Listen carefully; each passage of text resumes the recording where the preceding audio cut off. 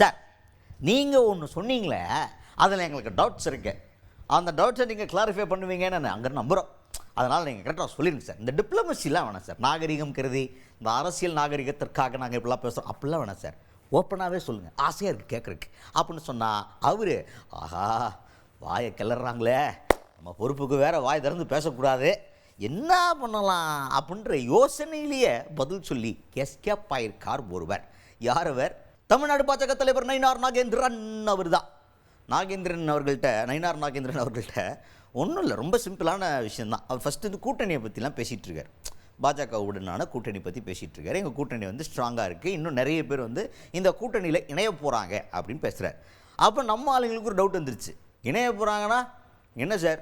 இப்போ எனக்கு ஒன்றும் புரியல, பாமகவே இப்போவோ அப்போவோன்ற மாதிரி ஒரு கன்ஃபியூஷனில் இருக்குது. ஆனால் நீங்கள் இணைய போகிறாங்கன்னு சொல்கிறீங்களே, அப்போ திமுக கூட்டணியிலேருந்து யாரையாவது சீட்டுக்கட்டிலேருந்து மாதிரி உருவ போகிறீங்களோ, அங்கேருந்து யாராவது வந்து இங்கே சேர போகிறாங்களோ அப்படின்னா அது நம்ம அப்படி இப்போ சொல்ல முடியாது, வரும்போது உங்களுக்கே தெரியும் அப்படின்ற மாதிரி மழுப்பியிருக்கார்.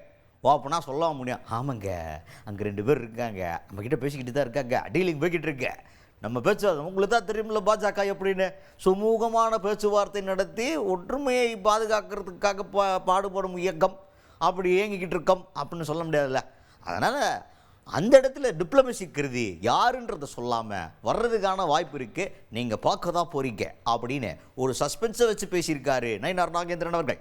கூட்டணியை பொறுத்தவரையிலும் நிறைய பேர் பாரதிய ஜனதா கட்சிக்கு வருவார்கள். தேசிய ஜனநாயக கூட்டணி வருவதற்கான நிறைய வாய்ப்புகள் இருக்கிறது. தேசிய ஜனநாயக கூட்டணி சேருவதற்கான நிறைய வாய்ப்புகள் இருக்குது. அதான் அதை பற்றி நான் இப்போ உங்களுக்கு சொல்ல முடியாது. இந்த வருவாங்க, நான் அதை பற்றி அப்புறம் சொல்லுவேன். அதுக்கு அடுத்தது அவர்கிட்ட இன்னொன்று என்ன கேட்டாங்க அப்படின்னா, சார் நீங்கள் அமித்ஷா அவர்களுடைய வருகையின் போது அந்த நிகழ்ச்சியில் பேசுனீங்க என்டிஏ கூட்டணி ஆட்சி அமையும் அப்படின்னு சொல்கிறீங்க. அமித்ஷா அவர்கள் என்ன சொல்கிறார் அப்படின்னா பாஜக அதிமுக கூட்டணியோடைய ஆட்சி அமையும் அப்படின்னு சொல்கிறார். ஆனால் அதிமுக இதை பற்றி வாயை திறக்கல. கூட்டணி ஆட்சி அமையுமா அமையாதா அப்படிங்கிறத பற்றி அவங்க வாயை திறக்கல, ஒத்துக்காத மாதிரியே இருக்காங்க. இப்போ எங்களுக்கு என்ன டவுட்டுன்னா, என்ன மாதிரி ஆட்சி அமைக்க போகிறீங்க? நீங்கள் ஜெயிக்கிறீங்கன்னே வச்சுக்கிங்களேன், ஒரு வேளை 7வது அதிசயத்துக்கு அப்புறம் 8வது அதிசயமாக நீங்கள் ஜெயிச்சிட்டிங்கன்னா கூட்டணி ஆட்சியா இல்லை அதிமுகவுடைய ஆட்சி இருக்குமா அப்படின்ற ஒரு கேள்வி கேட்டால் அதுக்கு அவர் என்ன சொல்கிறாருன்னா, அது எங்கள் கூட்டணி வென்று எடப்பாடி பழனிசாமி அவர்களுடைய தலைமையில் ஆட்சி அமையும் அப்படின்னு சொன்னார். இப்போ உங்களுக்கு டக்குன்னு என்ன புரியும் அப்படின்னா, எடப்பாடி பழனிசாமி அவர்களுடைய தலைமையில் அதிமுக ஆட்சி அமையும் அப்படின்ற மாதிரி நீங்கள் ஈஸியாக கேட்ச் பண்ணியிருப்பீங்க. ஆனால் எங்காலுங்க அதுலேயுமே தலைமையில் ஒருவேளை கூட்டணி ஆட்சியா அப்படின்னு ஒரு கேள்வி கேட்டாங்க. தோணுமா இல்லையா? டவுட் வருதில்ல. ஒன்றிய அமைச்சரை வந்து மேடையில் பேசிட்டு போகிறாருன்னா டவுட் வரும்ல எங்களுக்கு. அந்த டவுட்டை திருப்பி கேட்டோம். அவர் அந்த இடத்துல விட்டு அதான்ப்பா சொல்கிறேன், எடப்பாடி பழனிசாமி அவர்களுடைய தலைமையில் ஆட்சி அமையும் அப்படின்னாரு. இருந்தாலும் நம்ம ஆளுங்க விடுற மாதிரி தெரில. சார் டிப்ளமசிலாம் வேணாம் சார், அரசியல் நாகரிகம் கருதி இந்த மாதிரி பட்டும் படாமல் தொட்டும் தொடாமலாம் பேசாதீங்க சார். ஓப்பனாக சொல்லுங்கள் சார், கூட்டணி ஆட்சியா அதிமுக ஆட்சியா சார்? எப்படி சார் கூட்டணி ஜெயிச்சிருச்சுன்னா அதிமுக ஆட்சி இருக்குமா இல்லை உங்களுடைய கூட்டணி ஆட்சியே இருக்குமா, உங்களுக்கு ஆட்சியில் பங்கு இருக்குமா அப்படின்ற மாதிரி ஓப்பனாகவே கேட்டாங்க.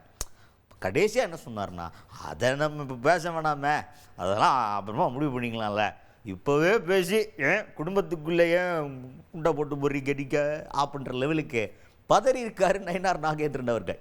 இந்த கேள்வியோட இது இந்த சீக்வன்ஸே பார்த்தீங்கன்னா செம்ம இன்ட்ரெஸ்டிங்காக இருந்துச்சு. அப்பாடா இவங்க கிட்டேருந்து தப்பிச்சுட்டா போதும்டா அப்படின்ற ஒரு மைண்ட் செட்டுக்கே போயிட்டார் நயினார் நாகேந்திரன் அவர்கள்.